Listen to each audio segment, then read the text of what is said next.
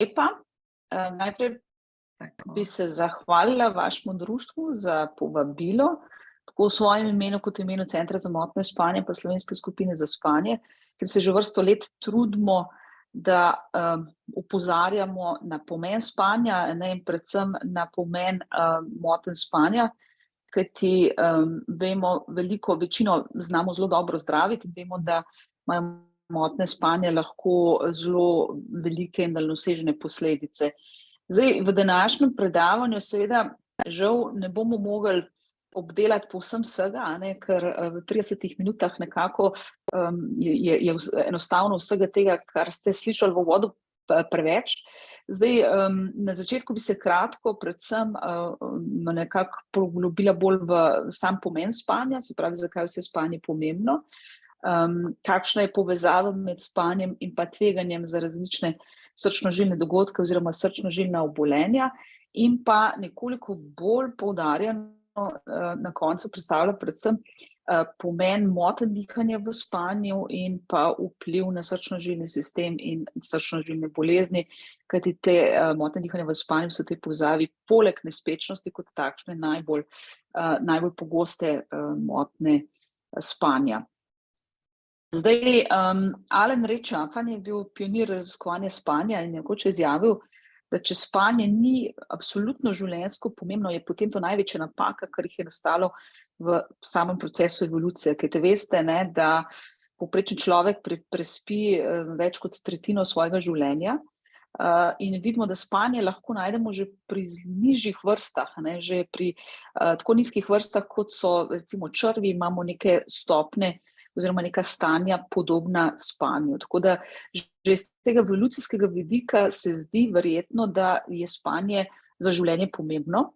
Zdaj, v celoti sicer ne vemo, kakšne so vse funkcije spanja in zakaj v resnici spimo. To bo verjetno to vprašanje, ki ga bo nekdo v celoti odgovoril, bo to verjetno vprašanje za naslednjo Nobelovo nagrado. Tisto, kar je pomembno, da se zavedamo, da tudi spanje ni nek tak enovit proces, ampak se v spanju izmenjujejo različne faze spanja, ki imajo svoje značilnosti in tisto neko dolgo mišljenje včasih, da v spanju telo in možgani počivajo, vemo, da že dolgo ne velja več. Kot lahko vidite tukaj, v budnosti imamo, če snemamo našo možgansko aktivnost, prisotno tako nizko amplitudno hitro aktivnost, ki se potem, ko preidemo iz budnosti v spanje, počasi upočasnijo te valovi.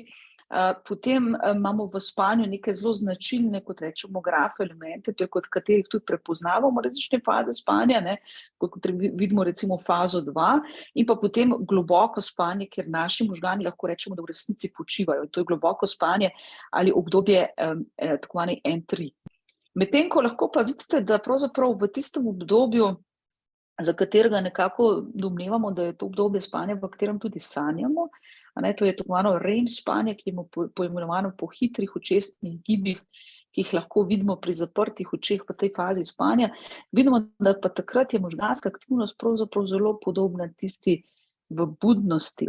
In tudi v tej fazi spanja se dogajajo različna nihanja, predvsem hitri porasti krvnega tlaka, hitri porasti srčne frekvence, in to je v bistvu obdobje spanja, ki je sicer normalno, tudi nekje, bom rekla, najbolj, če temu rečemo, nevarno za neke srčno-žilne dogodke. Čeprav, kot rečeno, potrebujemo za normalno funkcioniranje vse faze spanja, se pravi tako od N1 do N3, to mirno spanje, kot tudi REM spanje. Tole še enkrat enako predstavljeno, se pravi, kako lahko razločimo različne faze spanja, ne samo, da merimo samo tudi možgansko aktivnost, ampak merimo tudi tonus v mišicah, se pravi elektromiografsko aktivnost in pa tudi to gibanje očesnih zrkal, in kot vidite v paradoksni fazi spanja oziroma v REM fazi spanja vidimo te hitre očesne gibe, ki so značilni za to obdobje spanja, medtem ko pa lahko vidite, da na tej krivulji električne aktivnosti v mišicah, se pravi elektromiografiji, vidimo pa, da smo takrat popolnoma ohlapni, se pravi, da se takrat pravzaprav ne moramo premikati. Zdaj, kot že rečeno, Funkcije spanja so številne, v resnici pa vseh pravzaprav še niti ne poznamo. Zdaj vemo, da v spanju poteka obnovitev telesa, da se v spanju delijo celice, v spanju se sintetizirajo različni živčni prenašalci. Spanje je zelo pomembno za našo odpornost, za imunski sistem. Vemo, da na poskusih dolgotrajnega odvzemanja spanja pri miškah so miške poginile nekje po približno 20-30 dneh, predvsem zaradi odpovedi imunskega sistema in so potem zbolele in umrle zaradi različnih okužb.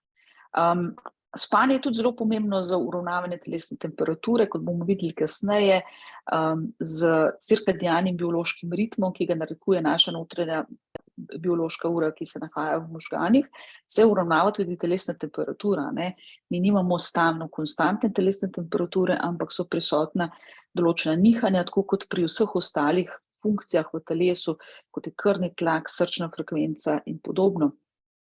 V spanju se izločajo različni hormoni, med najbolj pomembnimi recimo je hormon spanja ali melatonin. Pri otrocih zelo pomembno, predvsem v obdobju globokega spanja se izloča tudi rastni hormon. Tako da ta trditev, da otroci v spanju rastejo, drži, in zato je zelo pomembno, da imajo dovolj kvalitetno spanje, da do te rasti res pride. Predvsem za mlade, pa tudi v končni fazi za starejše, zelo pomemben vpliv oziroma funkcija, ki jo ima spanje pri tvorbi spominov. Mi vemo, da v spanju poteka ta pretvorba iz kratkoročnega v dolgoročni spomin. Na nek način v spanju se tiste stvari, ki so pomembne, da se jih zapomnijo, te povezave med nevroni, ki te spomine, bom rekla, ohranjajo, se učvrstijo, medtem ko druge nepomembne stvari, ki so se nam zgodile tokom dneva, pa se te povezave pa se razklenejo in te dogodki, bom rekla, se iz naših možganov izbrišejo. To je pomembno, da potem seveda naslednjega dne po dobro prespani noči spet lahko začnemo tvoriti nove spomine. Se pravi, da poteka v spanju neko brisanje nepotrebnih podatkov. Zelo pomembna funkcija spanja, tudi ki je bila odkrita pred, bom rekla, slabimi 10 leti, je pa, da v spanju dejansko poteka nekakšne vrste čiščenje možganov. In sicer v spanju se odplavljajo toksični razgradni produkti, ki se tvorijo preko dneva v presnovi, in sicer se potem te degenerativne snovi v spanju izplavljajo. In v poskusih na miškah, pa kasneje tudi pri ljudeh, so dokazali, da vkolikor ne spimo dovolj, se nam v možganih kopičijo predvsem substance, kot je recimo beta-amiloid ali tau protein, za katere vemo, da je njihovo povečano odlaganje v možganih povezano z zgodnejšim nastankom demence, predvsem Alzheimerjeve bolezni.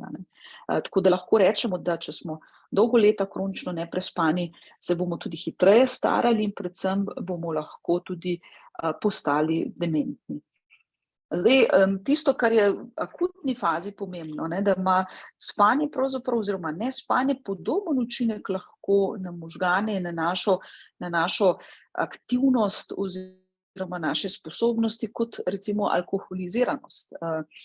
In že recimo neprestana budnost v trajanju 17 do 18 ur ima približno enak efekt kot stopnja alkohola v krvi 0,5 grama, medtem ko če bomo budni ostali cel dan, je to pravzaprav že enako stopnji alkoholiziranosti 1 grama v krvi. Zato vemo, pogosto beremo v novicah, da je voznik nenadoma zapeljal v levo ali podobno, ker teh vzrokov pravzaprav niti ne beležimo. Se pravi, nekega neprespanosti oziroma motenj spanja in posledične neprespanosti kot vzrok nesreč niti ne beležimo.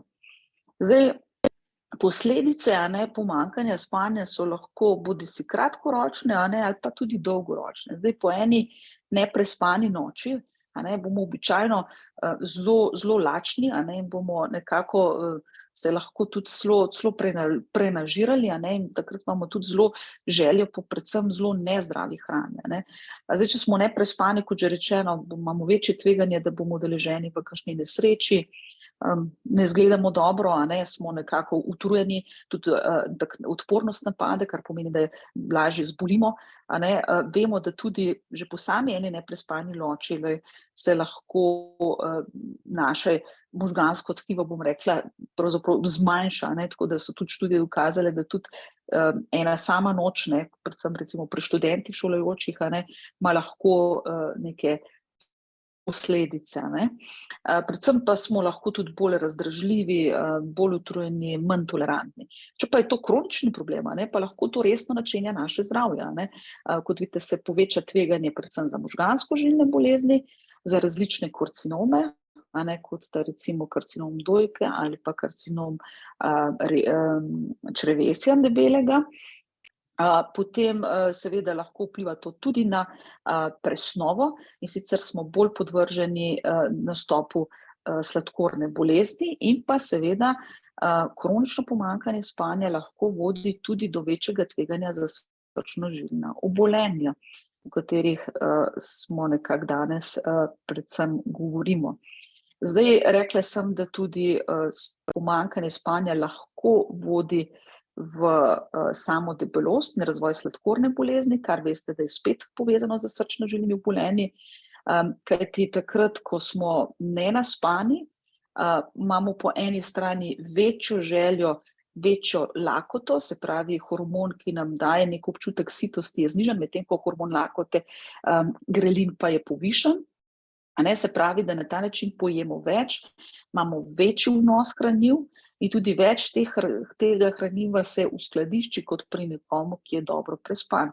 Po drugi strani, če smo dlje časa budni, imamo tudi več priložnosti in več časa, da jemo. Po drugi strani, ker smo bolj utrujeni in ker imamo tudi spremenjeno termoregulacijo, se pravi, se nam telesna temperatura nekoliko zniža, imamo manjšo porabo energije in to vodi potem v debelost in v razvoj metabolnega sindroma in tudi neodpornosti na inzulin in razvoja sladkorne bolezni, predvsem tipa 2. Tukaj so naštete številne posledice nezadostnega ali ne dovolj kvalitetnega spanja in predvsem na strani teh telesnih lahko vidimo kar nekaj teh posledic, ki so seveda potem povezane z večjim tveganjem za srčno-žilna obolenja. Zdaj, tukaj imam navedeno neko tabelo, kakšna je tista priporočena količina spanja.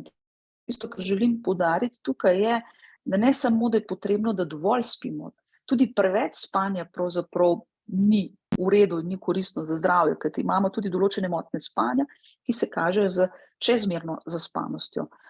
In nekako so, bom rekla, študije govorijo oziroma da je tukaj za neko, bom rekla, neko zelo špekulativno debato o tem, ali morda tudi preveč spanja pravzaprav povzroči večje tveganje za srčno-žilna obolenja. Nekako določene študije, ki so po nekaterih medijih morda malo kontroverzne, so tisti ljudje, recimo, ki popoldan oziroma čez dan več spijo, seveda posledično se lahko tudi v povezavi z njihovim življenjskim slogom, so manj aktivni takrat, lahko potem, bom rekla, se bolj nezdravo prehranjujejo, več prehranjujejo in se potem seveda tveganje za srčno-žilna obolenja poveča. V nadaljevanju bomo govorili tudi o pomenu našega notranjega biološkega ritma in naše cirkadiane biološke ure, za katero sem že omenila, da nam uravnava vse naše ritme v telesu. In kadar v bistvu spimo, bom rekla, nekontrolirano, spimo čez dan, se na ta način potem zakasnimo fazo večernega uspavanja, zjutraj morda vstanemo prej ali kasneje in to lahko tudi zmoti naš notranji cirkadiani ritem, kar spet privede lahko do povečanega tveganja za srčno-žilna obolenja. Tako da nekje, bom rekla, po teh priporočilih iz tega članka, ki ga tukaj navajam, ne bi bila tam nekje priporočljiva količina spanja nekje od 6 do 8 ur, bi rekla bolj slednjih k 8 uram kot sicer, seveda pa je vseeno tudi sama interindividualna razlika v potrebi po spanju. Vemo, da nekateri imajo nekoliko manjšo potrebo po spanju, nekateri nekoliko večjo, ampak to je nekje tista, bom rekla, zlata sredina, Se pravi, bolj bi pa rekla, kot 6 ur se držimo tega, da dobimo nekje 7-8 ur spanja. Zdaj, omenila sem, da je spanje eden izmed najbolj pomembnih cirkadianih bioloških ritmov, se pravi periodično izmenjevanje budnosti in spanja, ki ga pobuja naša notranja biološka ura, ki se nahaja v možganih, v tako imenovanem suprakiazmalnem jedru. In ta je pod zelo velikim vplivom predvsem dnevne svetlobe in teme po noči. In naša notranja cirkadiana biološka ura pa uravnava ne samo izločanje hormona spanja in preko tega ritem budnosti in spanja, ampak vpliva na različne naše ritme v telesu.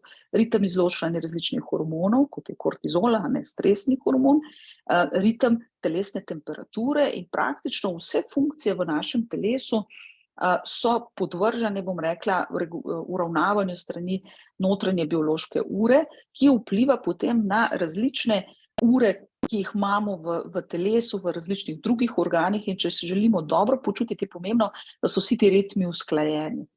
En primer, recimo, neusklajenosti naših bioloških ritmov je, na primer, potovanje čez več časovnih pasov, tako imenovani jet lag, veste, če ste to izkusili, da naša notranja biološka ura pri letu, recimo, ki presega več časovnih pasov, ne zmore teh ritmov ponovno uskladiti z tamkajšnjim dnevom in nočjo v trenutku, ampak zato ponavadi potrebuje več dni. In znotraj teh dni, ko naša biološka ura poskuša uskladiti ritme, se ob tem seveda ne počutimo dobro. Zdaj, naša notranja biološka ura, kot sem rekla, sinkronizira tudi različna jedra oziroma ure na periferiji v različnih organih. Kot lahko vidite, z večerom, sem rekla, da se ob tem, ko se prične mrak, se nam začne izločati hormon spanja, telesna temperatura nam prične padati in podobno se obnaša tudi stresni hormon, se znižuje, potem pa se v zgodnjih jutrajnih urah prične postopno dvigovati. Zato je tudi ta razporeditev različnih srčno-žilnih dogodkov, od miokardnih ishemičnih epizod do miokardnega infarkta, nenadne srčne smrti, pravzaprav znotraj 24 ur ni enako porazdeljena. In vidite, da je vrh vseh teh dogodkov pravzaprav v tem zgodnem jutranjem času, nekje od 6. do 9. ure, takrat, ko imamo pravzaprav porast stresnega hormona kot normalno funkcijo našega cirkadianega biološkega ritma. Tukaj predstavljam, kakšno je ob tem, ko porašča oziroma ob tem cirkadianem nihanju stresnega hormona tudi krvni tlak. Vidite, da imamo najnižji krvni tlak nekje okoli 4. ure zjutraj, takrat, ko imamo tudi ponavadi najnižjo telesno temperaturo, najvišjo koncentracijo hormona spanja in najnižjo koncentracijo stresnega hormona. Z dvigovanjem stresnega hormona pa vidite, da se začne krvni tlak povečevati, zato je največ teh ishemičnih dogodkov ravno v tem časovnem obdobju. Mednarodna klasifikacija motenj spanja pozna več kot 80 različnih motenj spanja, ki so podrobno opredeljene. Tukaj pa naštevam glavne skupine motenj spanja.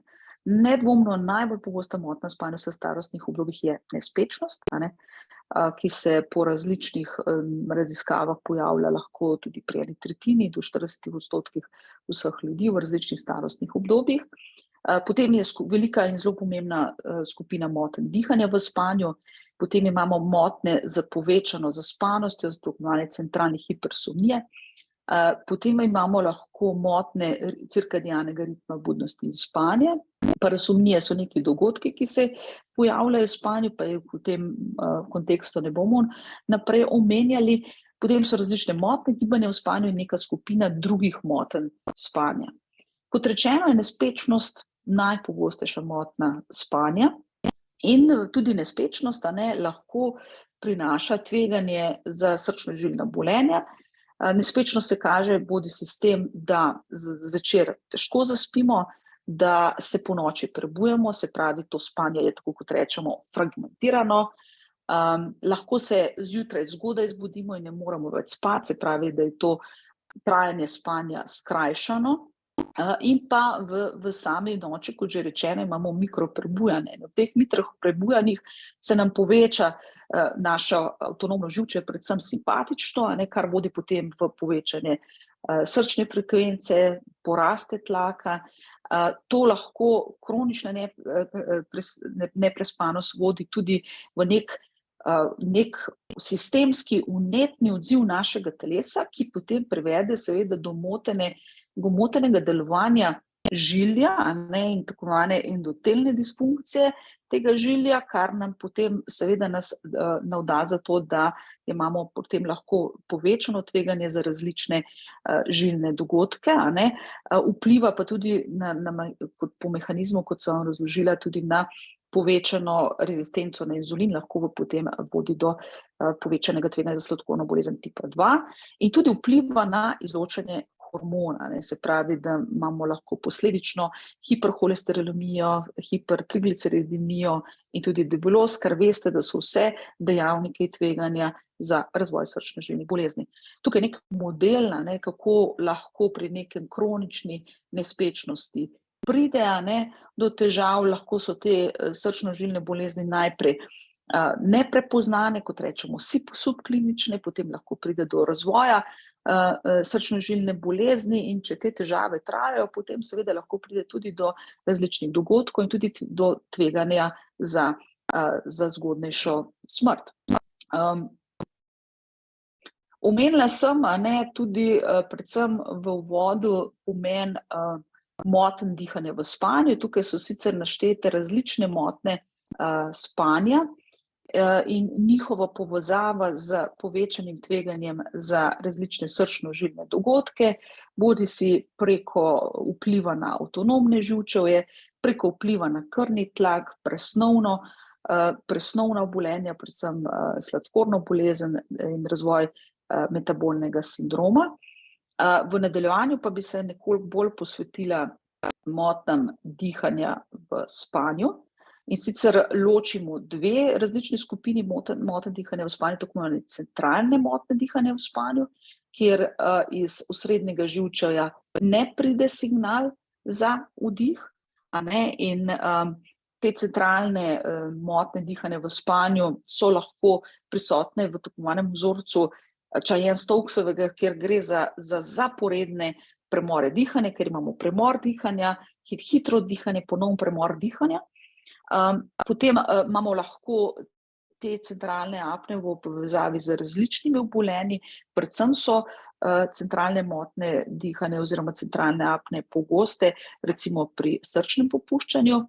Tudi recimo, kadar gremo v visokogorje, v visoke nadmorske višine, se nam število teh centralnih apnej poveča in imamo lahko takšen vzorec periodičnega dihanja, podobno Cheyenne-Stokesovemu dihanju. Potem imamo lahko jih zaradi različnih zdravil, ki jih uporabljamo. Lahko pa pride tudi do primarne centralne apne. Na drugi strani imamo obstrukcijske apneje, kjer gre lahko za različne stopnje, prisotno je lahko samo smrčanje, ker pravzaprav je sama odprtost zgornje dihalne poti ohranjena, medtem ko pri ostalih stopnjah, pri povečanem uporu v zgornjih dihalih ali pa predvsem o tem sindromu obstrukcijske apneje, pa v spanju prihaja do periodične zapore dihalne poti, in v tem seveda je motena izmenjava plinov, ob tem prihaja do prebujanj, in to vse potem lahko seveda tudi vodi do tega, da je tveganje za srčno-žilna obolenja povečano. Zdaj, na kakšen način? Motnje dihanja v spanju sem rekla, da so pogoste, in sicer se pojavlja pri več kot 50% bolnikov z srčnim popuščanjem, predvsem sistolično disfunkcijo. Še posebej, kot vidite, to velja za moške in se pojavljajo tako centralne kot obstrukcijske motnje dihanja. Se pravi, na eni strani vemo, da motnje dihanja v spanju lahko vodijo v razvoj srčno-žilnih bolezni in ko imamo enkrat recimo prisotno srčno popuščanje, pa potem tudi seveda to vpliva obratno, obojesmerno na same motnje dihanja v spanju in imamo nek tak, bom rekla, začaran krog. Tole je primer, kot sem rekla, tega tako imenovanega Cheyenne-Stokesovega dihanja, kjer vidimo, da imamo obdobja, ko pravzaprav nimamo dihalnih odklonov, nimamo pretoka skozi nos, se pravi, da gre za centralni dihalni premor, ob tem zasičenost krvi s kisikom pade in potem imamo tako hitro dihanje in spet ponovni dihalni premor. In ko se to dogaja celo noč, vidite, da so te padci zasičenosti krvi s kisikom in predvsem tudi to, kot rečemo, pomanjkanje kisika in ponovna oksigenacija, tudi te cikli, ponovne oksigenacije so tisti, ki so za naše telo in predvsem srce lahko škodljivi. Pri obstrukcijski apneji v spanju, se pravi, pride do zapore zgornjih dihal v spanju, posledično to vodi seveda do padcev zasičenosti krvi s kisikom in do nekih ponavljajočih se kroničnih hipoksij. Običajno se v takih dogodkih možgani prebudijo, prihaja do takšnih mikroprebujanj, se pravi, da je to spanje naše zelo moteno, fragmentirano in obenem, ko pride do zapore dihalne poti v zgornjih dihalih, pride do povečanega pritiska v prsnem košu, ker z dihalni odkloni želijo to zaporo premagati, to pa seveda vpliva na naš srčno-žilni sistem in poveča tveganje bodisi srčnega popuščanja, kapi, koronarne žilne bolezni ali pa vodi v razvoj hipertenzije z vsemi posledicami ali tudi različnih motenj srčnega ritma.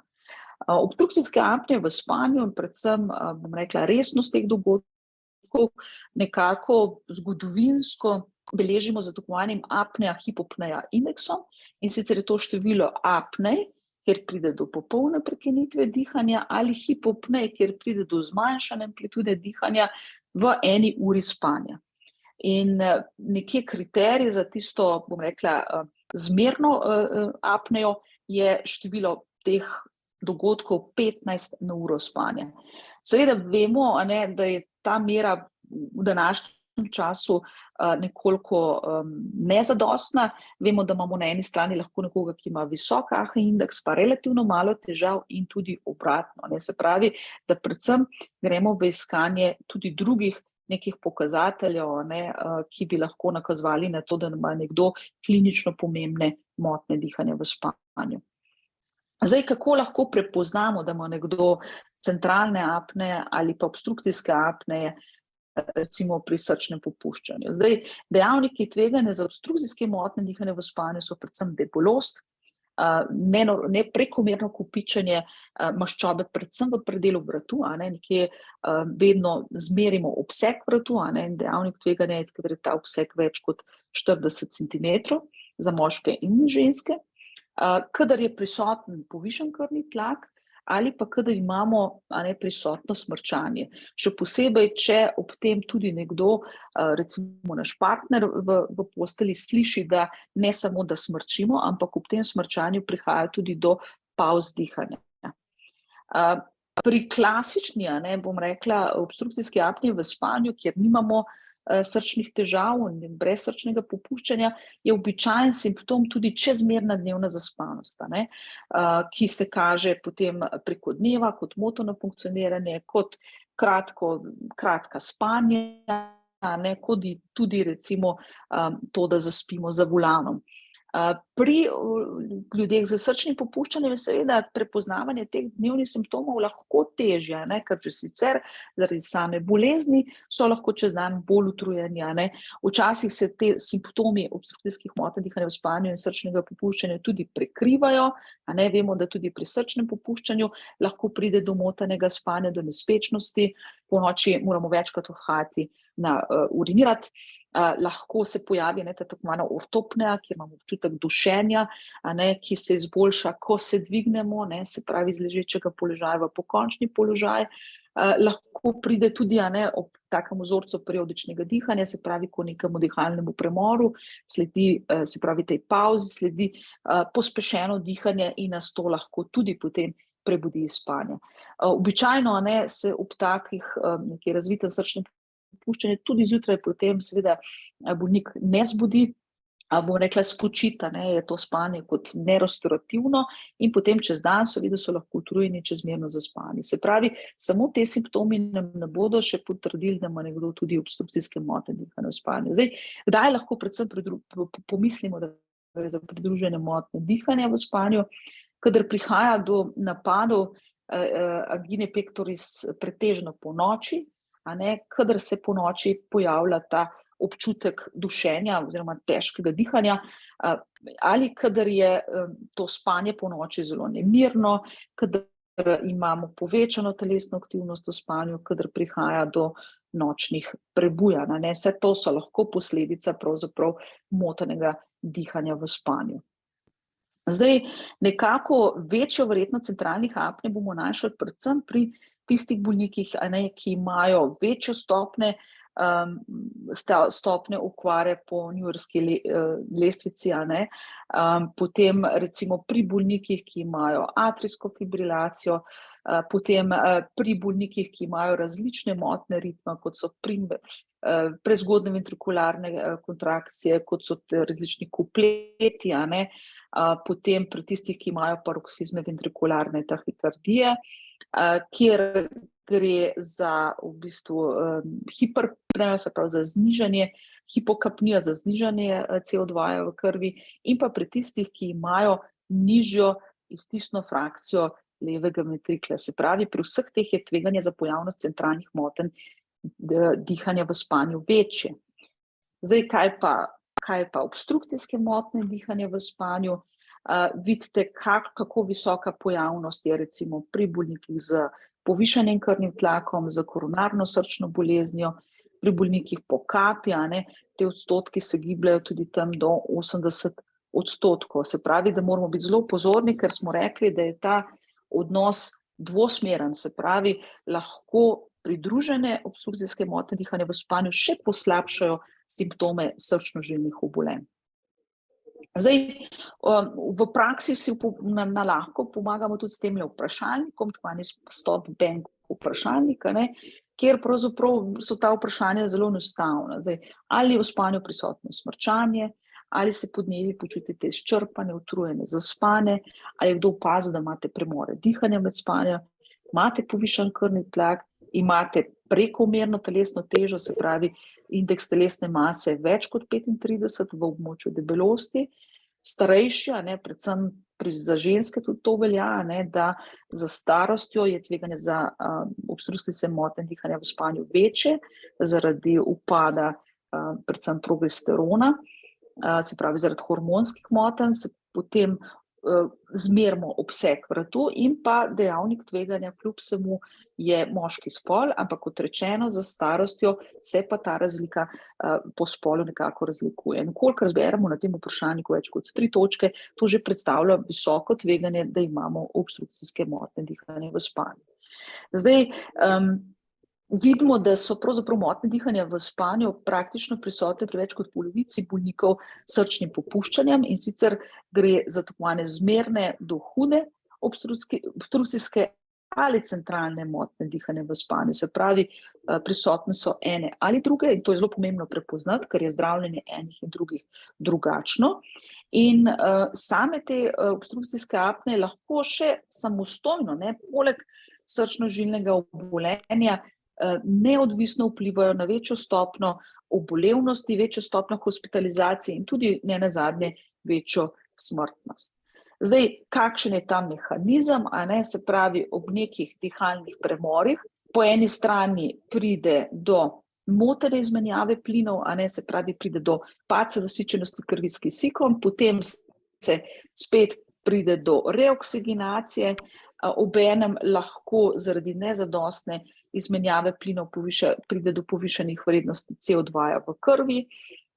Samo pomanjkanje kisika, veste, da okvarja organ, okvarja miokard, potem te ciklusi in to izmenjevanje hipoksije in reoksiginacije vodi do motene funkcije samih žil, se pravi, da je večje tveganje predvsem za različne embolične dogodke, za miokardni infarkt, potem lahko pride zaradi motene izmenjave plinov tudi do povečanja povečane upornosti, do stisnanja žilja v pljučih, kar privede do večje obremenitve predvsem desne strani srca, in ob teh dihalnih premojih pride tudi do prebujanj. Ob prebujanjih se nam dvigne krvni tlak, dvigne se nam srčna frekvenca. To so vse potencialno nevarni dogodki, da pride do nekih resnih srčnih žilnih dogodkov. In kot že rečeno, pri apneji obstrukcijski se tudi poveča ta negativni tlak v prsnem košu, in to potem vpliva na sam tlak in na funkcijo same srčne stene, kar lahko potem tudi pač privede v moteno delovanje, predvsem diastolne disfunkcije. Vemo, da nezdravljena osa, recimo, pri nekomu, ki je bil uspešno zdravljen zaradi atrijske fibrilacije, in konvertiran, lahko vodi potem ponovno v tveganje za ponovitev atrijske fibrilacije.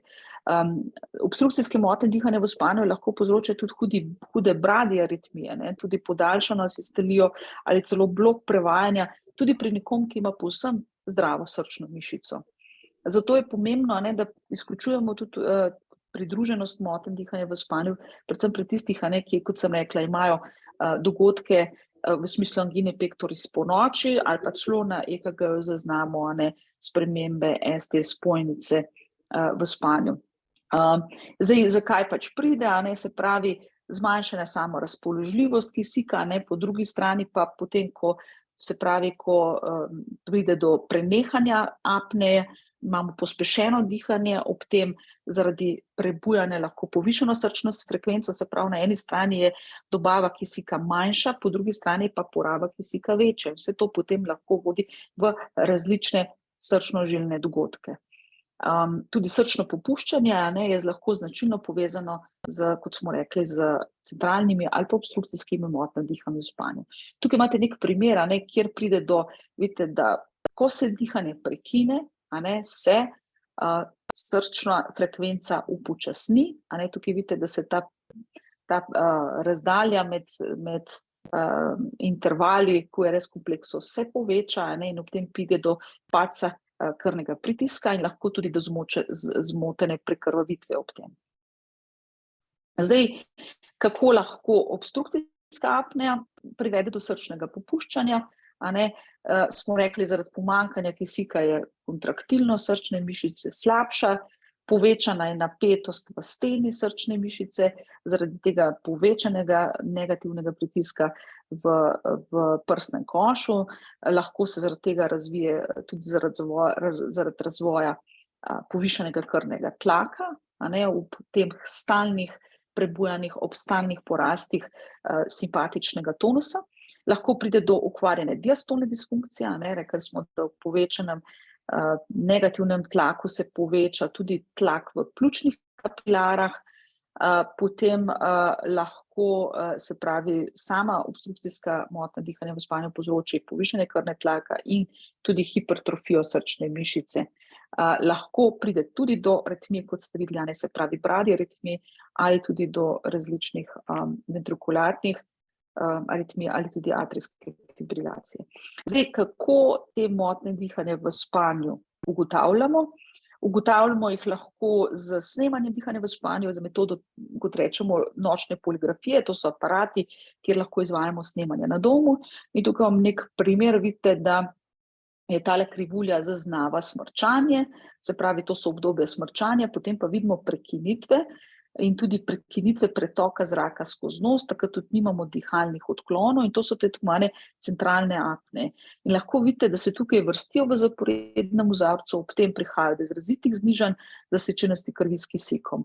Obratno pa imamo tako obstrukcijske apneje, kjer imamo prekinitev pretoka zraka na nivoju nosu, obenem pa ohranjene dihalne gibe. Se pravi, za razliko od centralnih imamo tukaj obstrukcijske apneje in ponovno bolnik smrči, potem preneha smrčati, je premor, ponovno smrči, in tako se potem lahko pri nekaterih vrtilcev celo noč, in vidite, da ob tem prihaja do pomembnih padcev zasičenosti krvi s kisikom, ki vpliva pravzaprav na vse organe v telesu, ne samo na srce.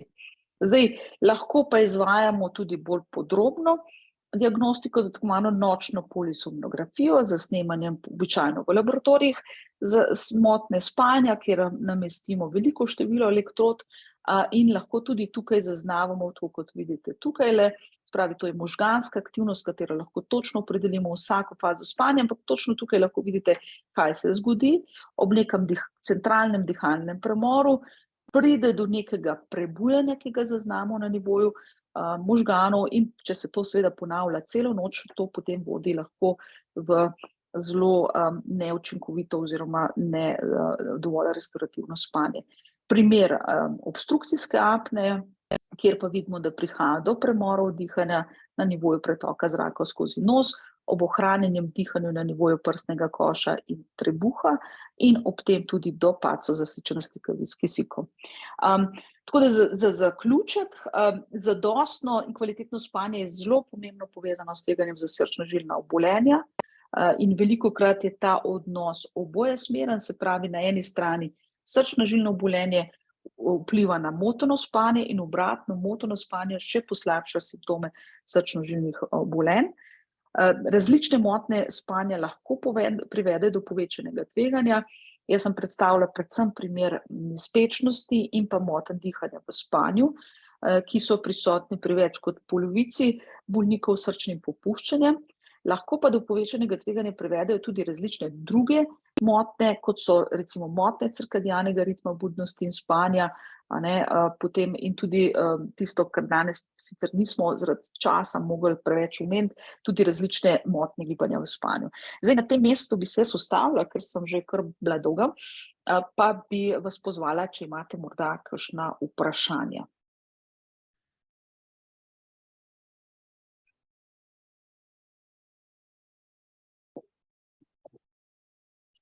Ja, hvala za izčrpno predavanje. Zdaj pa, če ima kdo kakšno vprašanje, kar izklopite mikrofon pa vprašajte. Drugače pa lahko kar iz četa. Eno vprašanje je, kako pomembno je spanje pred polnočjo.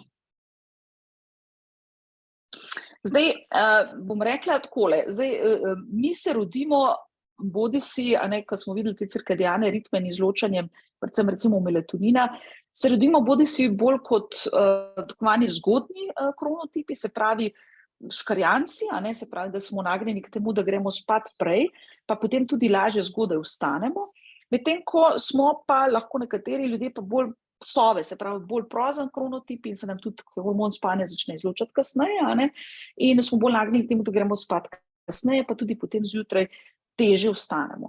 Zdaj, to je neka biološka danost, s katero pridemo na svet. Potem se seveda pa tudi ta cirkadiani ritem oziroma ta nagnjenost oziroma kronotip spreminja s starostjo. Mladostniki recimo, se pravi adolescenti, mladi odrasli, značilno postanejo sove, kar pomeni, da njihov cirkadiani ritem je zakasnjen napram odraslemu človeku, kar pomeni, da je ekstremno neugodno to, da recimo še vedno vidimo v Sloveniji nekje v nekaterih krajih srednješolci, gimnazijci pričenjajo pouk zelo zgodaj, ker se vozijo v šolo, morajo vstajati v nenormalno zgodnjih urah in to je za njihovo spanje, za njihovo počutje izrazito slabo. Medtem ko starejši ljudje pa ponovno potem postanejo bolj sove, se pravi, se jim spet njihov kronotip premakne na bolj zgodno uro.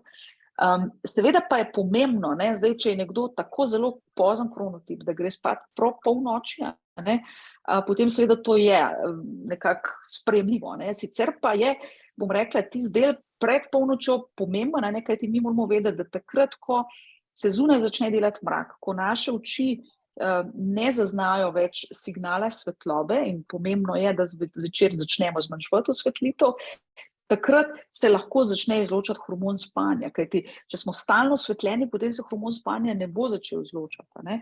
In to potem vpliva na to, kdaj, kot rečemo, se nam zvečer odprejo vrata v spanje. Zato je pomembno, da gremo spat v bistvu pred polnočjo, ker vemo, da se večer že začne prej, in da ni dobro, da smo osvetljeni celo noč, ker sicer lahko potem pride do desinkronizacije naših bioloških ritmov, ki pa vemo, da ima tudi negativne posledice. To vedo predvsem tisti, ki delajo v izmenskem delu, recimo.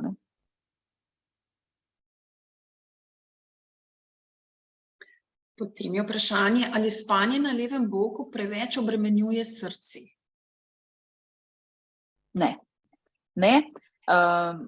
Bom rekla, v spanju običajno tako ali tako spreminjamo položaj, kajti ne spimo povsem negibno. Je pa pomembno, recimo pri nekaterih opažamo, da se lahko obstrukcijske apneje v spanju javljajo predvsem ali pa pretežno v hrbtnem položaju. Zaradi tega, ker takrat potem zapade, zlasti v fazi REM, se pravi v fazi sanjanja, sem rekla, da mišični tonus vseh mišic razen srca in prepone in interkostalnih mišic popusti. In tukaj je veliko mišic, ki pravzaprav skrbijo, da je naša dihalna pot odprta in včasih v hrbtni legi lahko zaradi gravitacije dejansko pride do premora. Tem ljudem se odsvetuje spanje na hrbtu. Obstajajo tudi priprave, bodi si bolj enostavna, recimo z nek telovnik z tenisko žogco, ki nas vsakič, ko se prevalimo na hrbet, nas toliko zmoti, da se obrnemo na bok. Po drugi strani pa, ali pa imamo bolj, bom rekla, sofisticirane naprave, kot neke vrste trak, ki se ga damo okoli prsnega koša. Ta trak zazna, ima noter položajni senzor, kdaj ležimo na hrbtu in z takimi nežnimi vibracijami nas poskuša predramiti, zato da zamenjamo položaj, da se obrnemo. Drugače pa levo, desno, kar se tiče srca, ni nobene povezave.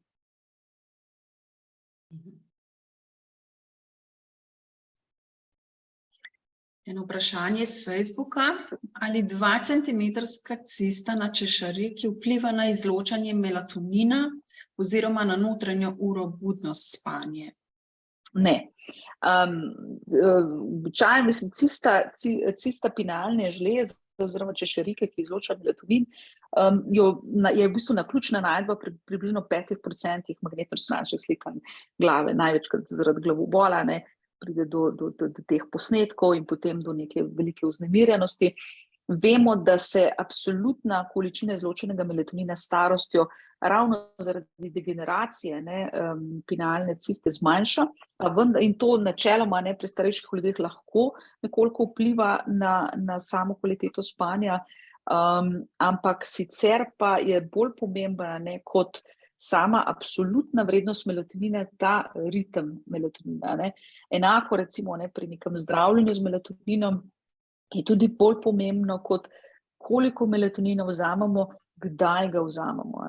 Se pravi, nek melatonin, ki ga bomo vzeli zjutraj, ne bo imel nobenega učinka, kajti takrat je naš melatonin povsem zavrt zaradi izpostavljenosti svetlobi, medtem ko zvečer pa bo imel ravno obratni učinek. Tako da sama cista pinalne žleze nima pomena in tudi ljudje, ki so bili recimo, kjer jim je bila pinalna cista odstranjena zaradi recimo nekega tumorskega procesa, to zadevno niso imeli potem težav.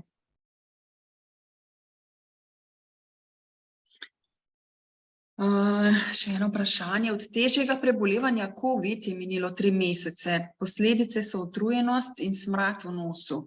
Še vedno se mi na približno 5 do 6 ur pojavi velika zaspanost, ki jo je težko prebedeti. Moteno je tudi nočno spanje, grem v posteljo in ne morem zaspati, ker je cikel spanja moten.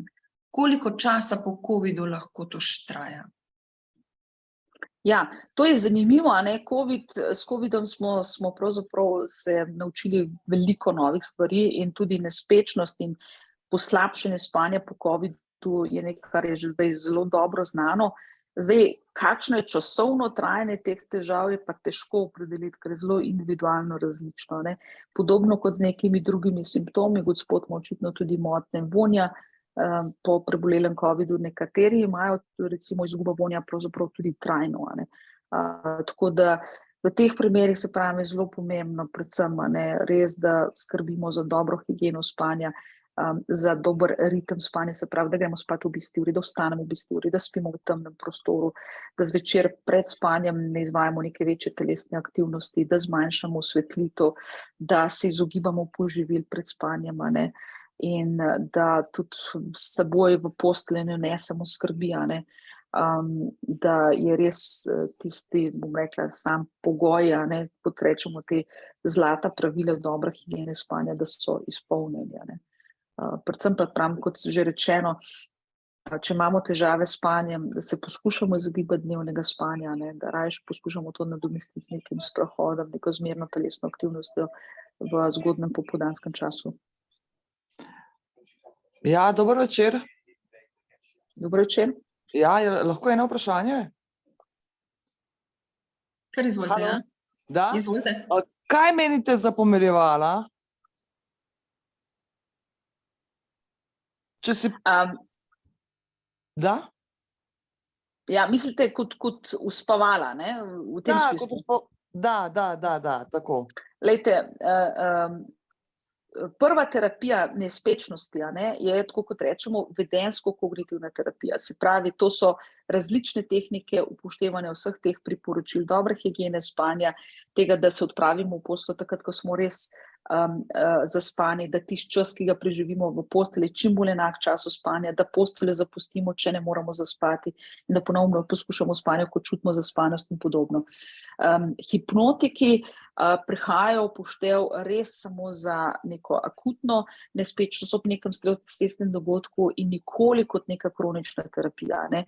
Vedno ne za neko kratkotrajno terapijo, ki ne traja več kot 3 tednov, kajti ob dolgotrajnem jemanju hipnotikov lahko pride do poslabšanja spanja, do razvoja tolerance in podobno.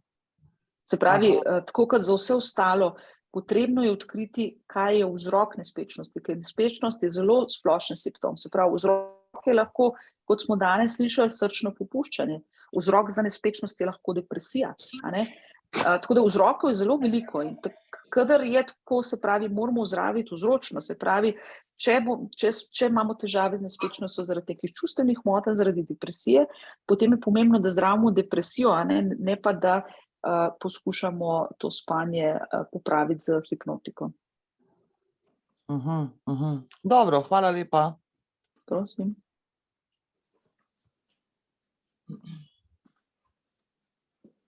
Ja.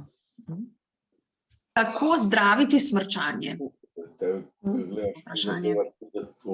Zdaj, kar se tiče smrčanja, ne, je predvsem pomembno, da preden gremo na različne posege, ki jih izvajajo URL kirurgi, v smislu nekih posegov na mehkem nebu, da seveda prej opravimo nočno poligrafijo, da se preverimo, da smrčanje gre res za izolirano smrčanje, da to ni simptom pridruženih motenj dihanja v spanju. Se pravi, da niso smrčanju pridružene tudi pavze dihanja v spanju, kajti v tem primeru pa moramo seveda zdraviti potem obstrukcijske motnje dihanja v spanju in ne smrčanje. Če zdravimo te, bo tudi smrčanje samo izvenelo.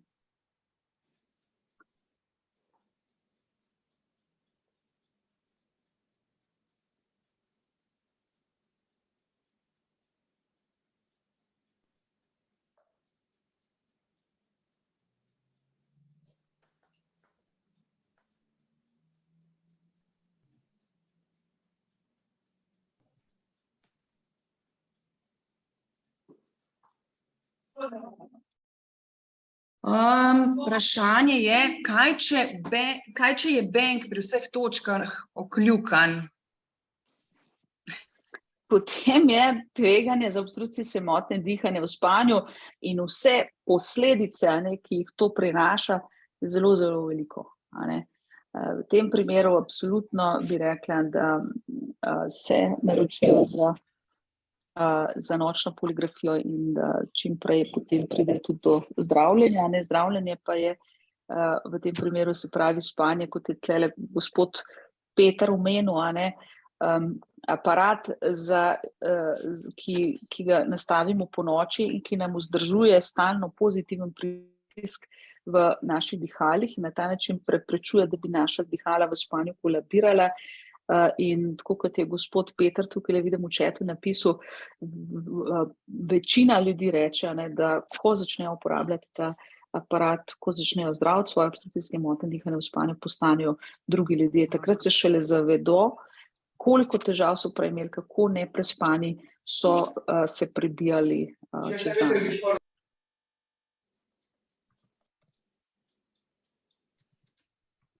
Mogoče je kak nasvet, kako naj izboljšamo kvaliteto spanca?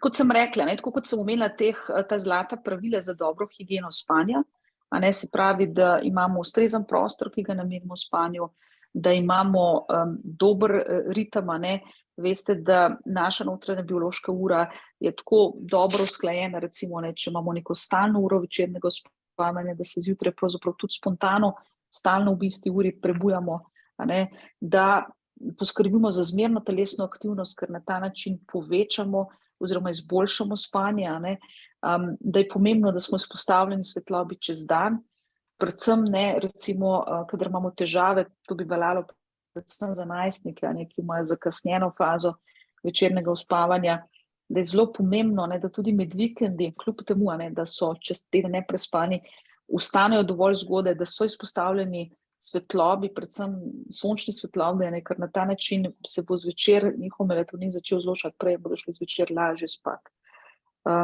Izogibamo se pa preobilnim obrokom zvečer, pitju različnih poživil, nikotina, pretirane telesne aktivnosti, kot smo videli zvečer, ko se nam odprejo vrata v spanju, nam začne telesna temperatura padati. Vemo, da nas telesna aktivnost zvečer lahko prebudi.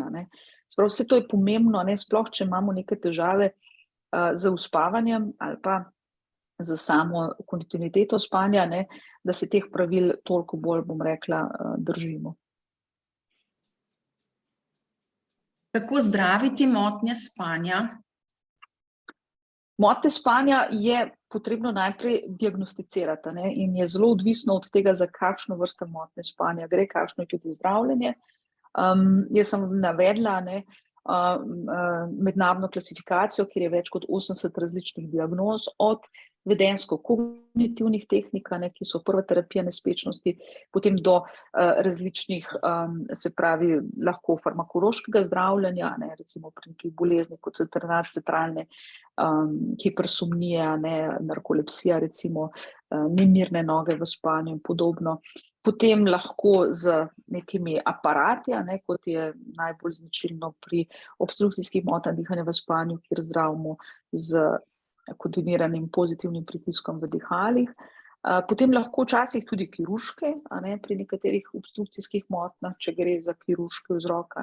Tako da je predvsem, se pravi, zelo pomembno, da najprej motnje spanja prepoznamo, jih opredelimo, za kakšno vrsto gre, in potem sledi tudi seveda ustrezno zdravljenje.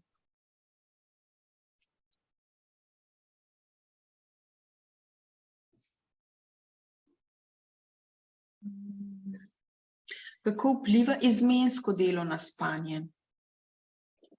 Izmensko delo vpliva na spanje slabo. Kot že rečeno, predvsem zaradi tega, ker se vpleta v naše cirkadiane biološke ritme. Vemo, da nekateri ljudje že sicer, tako kot sem razlagala, da se rodimo kot različni kronotipi, kot se rodimo za različno potrebo po spanju, se pravi, eni so bolj na tem spodnjem robu, drugi bolj na zgornjem robu, se tudi rodimo za različno sposobnostjo menjave teh ritmov. Vemo pa, da s starostjo nam vsem pade ta sposobnost menjavanja ritmov, zato je pomembno, se pravi, da je tle neka zakonska osnova, da potem starejši pač niso vključeni v nočno delo predvsem.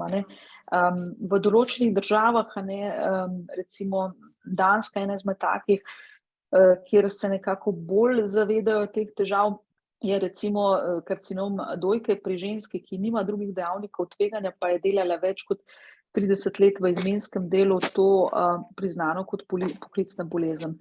Kajti predvsem nam to delo pa izpostavljene svetlobi po noči povsem poruši naše cirkadiane biološke ritme.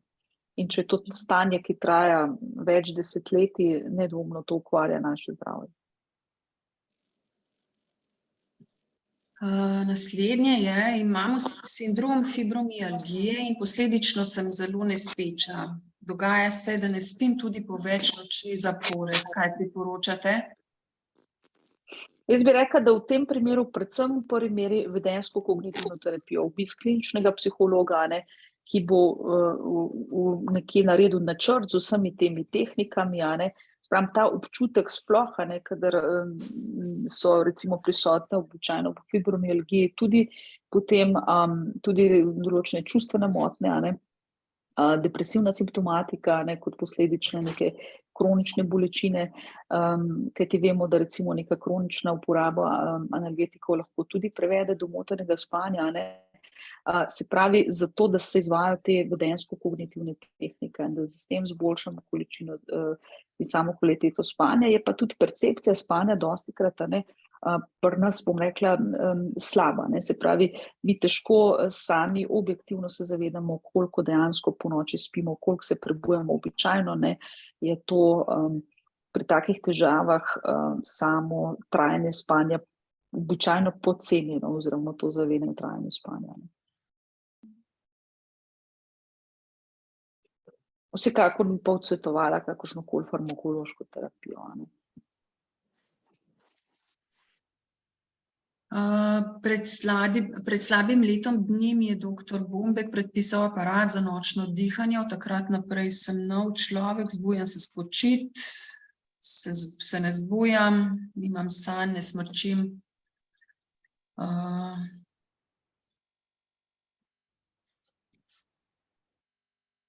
Vprašanje je, ali lahko odpravimo motnje spanja s pomočjo hipnoze?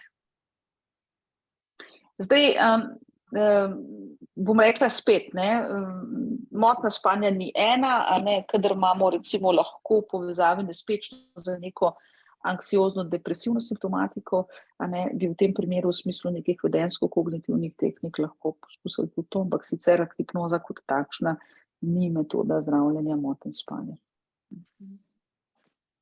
Če izključno spimo na hrbtu in sumimo, da se kaj od navedenega dogaja in bi radi kupili čudežni trakec, ki nas preusmeri na bočno spanje, kje kupimo trak in cena tega?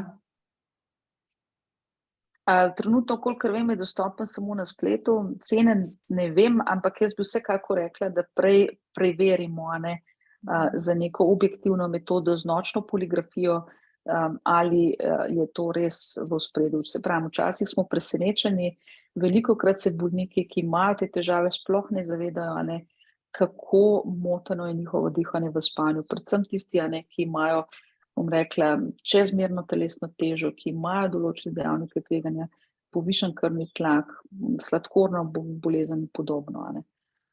Ker pravim, naša percepcija, ne, in predvsem teh mikroprebujanj, ki jih imamo v spanju, povezavi z motnjami dihanja v spanju, se pogosto sploh ne zavedamo. Samo zjutraj se zbudimo nespočiti, nenaspani, čeprav se nam zdi, da smo dovolj dolgo spali. Tako da tukaj je absolutno potrebna objektivizacija, preden gremo v kakršnekoli nabave. Še eno vprašanje je, kdaj opravite nočno merjenje, je potrebna napotnica? Kaj pa uporaba CBD kapljic za boljše spanje? Zdaj, če odgovorim, kar se tiče nočne poligrafije, a ne, nočno poligrafijo se izvaja na napotnico v različnih javnih ustanovah, je več tudi teh, bom rekla, centrov, kjer je možno to preiskavo narediti samoplačniško. Problem je, da so motnje dihanja v spanju zelo pogoste. Ocena je nekje, da od 10 pa tudi nekje do 30% ljudi naj bi te težave imeli, se pravi, so te kapacitete zelo presežene in tudi čakalne dobe pogosto zelo, zelo dolge. Kar se pa tiče kanabidiola, ne, pa bom rekla, da ni klinične študije ne potrjujejo nekega, bom rekla, z dokazi podprtega učinka. Verjetno v tem smislu je mišljena uporaba za zdravljenje nespečnosti, a ne, tako da se tukaj ne bi svetovali, kot rečeno, po vseh evropskih in svetovnih smernicah je prva terapija nespečnosti vedenjsko-kognitivna terapija.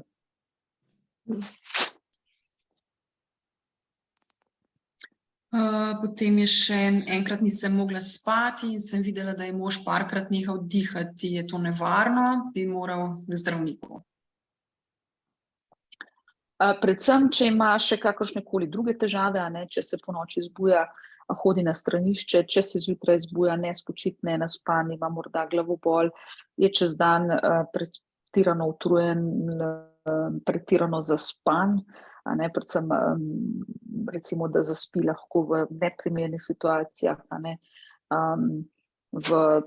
recimo v neki komunikaciji, lahko tudi za volanom, a ne, takrat je seveda tveganje za neke take težave zelo veliko in je dobro, a ne, da to pač preverimo, ne, z obiskom centra za motnje spanja in da potem tudi naredimo objektivno merjenje tega dihanja v spanju. Ja. Pa še eno, kaj menite o jemanju melatonina ob stresni nespečnosti? No, zdaj, verjetno stresna nespečnost kot tako je mišljeno, se pravi v bistvu nespečnost zaradi neke anksiozne simptomatike, a ne, kot že rečeno, tukaj melatonin ne bo imel nobenega učinka, a ne, tukaj je spet v prvi meri, se pravi zdravljenje anksioznosti, najprej z različnimi tehnikami sproščanja in podobno, potem pa v hujših primerih lahko tudi za kakšno anksiolitično terapijo. Medtem ko melatonin sam pa tega vpliva ne bo imel. Melatonin je lahko kot hipnotik recimo uporabljen pri različnih obolenjih, recimo kot so različne nevrorazvojne motnje, osebe z avtizmom imajo težave z izločanjem melatonina, sicer pa se uporabljala predvsem kot za kronobiotično delovanje, ne, se pravi pri nekih teh preletih čez časovne pasove, ko gremo za kratkotrajne, se pravi težave, da nam pomaga, da se lažje utirimo, recimo kot terapija motenega spanja, predvsem ritma budnosti spanja pri slepih osebah, ki ne zmorejo zaznavati svetlobe in nimajo potem tistega pomembnega signala za njihovo endogeno izločanje melatonina. Ne pa, se pravi, pri sami nespečnosti kot posledici nekega stresa oziroma anksioznosti. Ja, to bi bilo tukaj iz četa vse. Zdaj, če ima še kdo kakšno vprašanje, lahko kar. Imam jaz eno vprašanje, ko sem tudi napisala na četu, pa niste prebrali vprašanje, oziroma moj partner bolj sprašuje, sem pa sem napisala. V smislu, njega zanima, kakšni so učinki in te posledice, ko on spi 5 ur na dan zaradi take narave dela, a ne? Kot že rečeno, ne, mislim, nezadostno spanje ima, tako kot če se spomnite tiste tabele, a ne,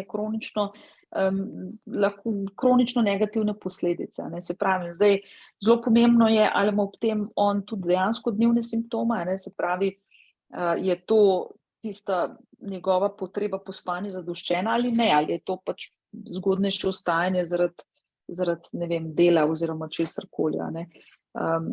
Dolgotrajno to seveda vpliva na vse skupaj, na zgodnejše staranje, zgodnejše demenco, večje tveganje za srčno-žilne obolenja, večje tveganje za debelost, razvoj metabolnega sindroma, razvoj sladkorne bolezni in podobno. Aha, ja, to sem spraševala, zato ker ima prvi teden dopoldansko izmeno, drugi teden pa popoldansko, a ne? A menite, da bi kaj to vplivalo na njegov način spanja? Zdaj tudi, pravim, izmensko delo je pa drugi dejavnik, ne, ampak tudi tukaj je dobro, da v teh tudi spremenjenih pogojih poskušamo, a ne, kadar nimamo nočnega dela, ne, če je to samo dopoldanski, popoldanski turnus, da poskušamo stremeti k čim bolj stalnemu ritmu večernega uspavanja in jutranjega prebujanja, ne glede na turnus, a ne, in ne glede na delovni dan oziroma vikend, a ne, to je eden izmed pomembnih dejavnikov, ne. Ok, hvala za odgovor. Prosim.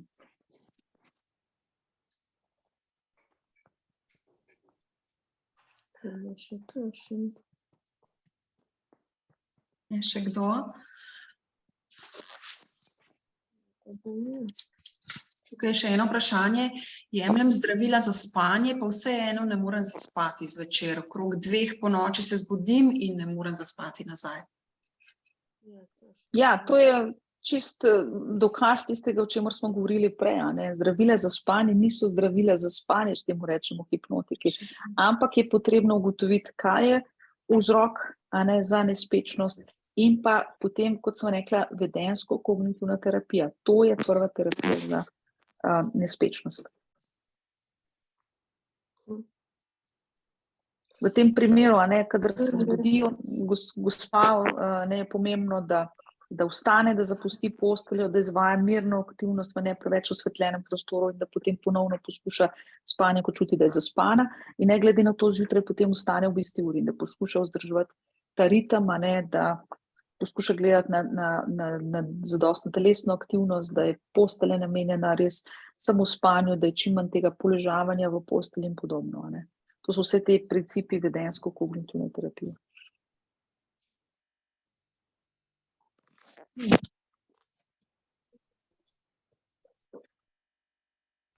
Je še kakšno vprašanje?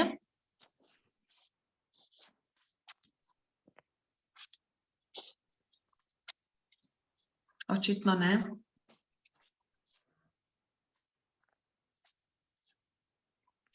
Ja, jaz se lepo zahvaljujem za res izčrpno predavanje. Jaz mislim, da ste velikim pomagali. Vsem malo bolj odprli luči, da vidimo, kakšne so lahko težave. Ja. Hvala za lepa. pozornost, hvala za povabilo Ja, in srečno. ja, lep večer. Nasvidenje. Lep večer, nasvidenje. Ja, hvala, nasvidenje, hvala.